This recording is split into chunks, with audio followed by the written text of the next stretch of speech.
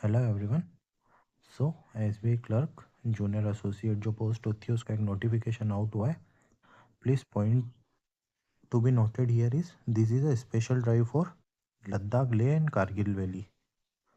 तो ये लद्दाख लेह और कारगिल वैली का जो एरिया है उसके लिए एक स्पेशल ड्राइव है या कह सकते हैं स्पेशल नोटिफिकेशन है। This is not a generalized notification जो पूरे इंडिया के लिए आउट होता है।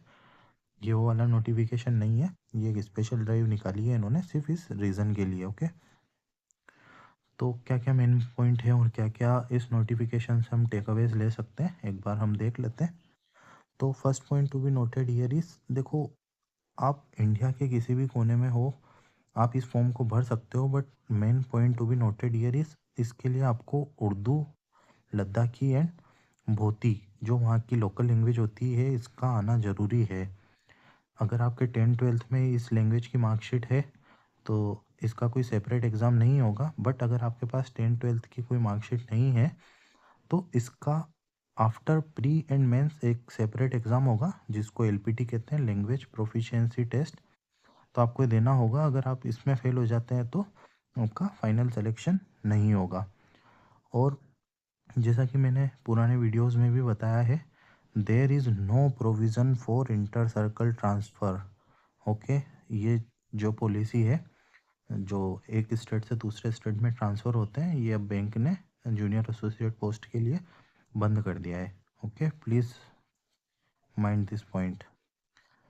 प्रीलिमिनरी एग्ज़ाम जो है प्री वो जनवरी में होगा एंड मेंस जो होगा फेबररी में होगा।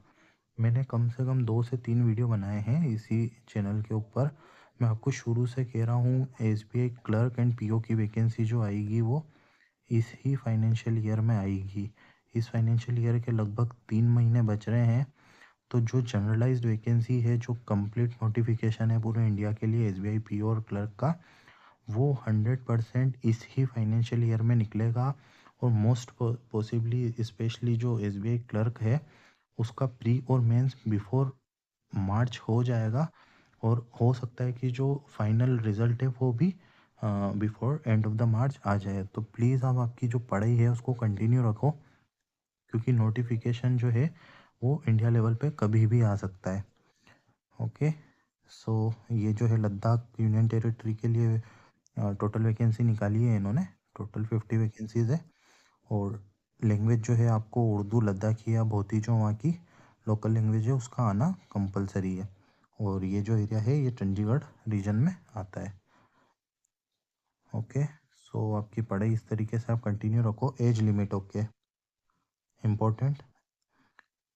तो एज लिमिट जो है इसमें not below 20 years and not above 28 years.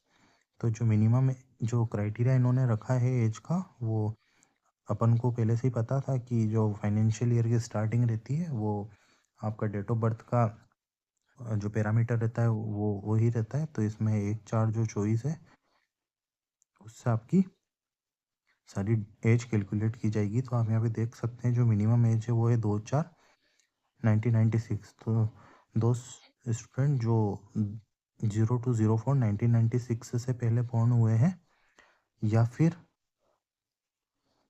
1/4/2004 okay इसके बाद बॉर्न हुए हैं, they are not eligible for this post.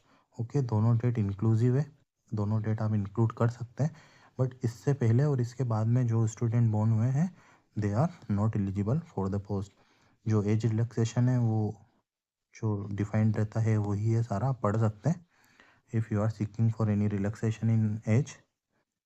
Okay, and जो एग्ज़ाम पैटर्न है वो सेम है, कोई डिफरेंट नहीं है, प्री और मेंस रहेगा, कोई इसमें अंतर नहीं है।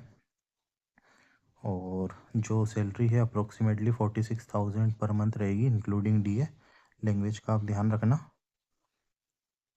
Okay, so this are the main points जो हम यहाँ से एनालिसिस कर सकते हैं। एग्जामिनेशन सेंटर आप एक बार देख लीजिए, ये सारे एग्जामिनेशन सेंटर्स हैं। ओके, तो अब यहाँ से हम क्या क्या पॉइंट जो है वो हम ले सकते हैं।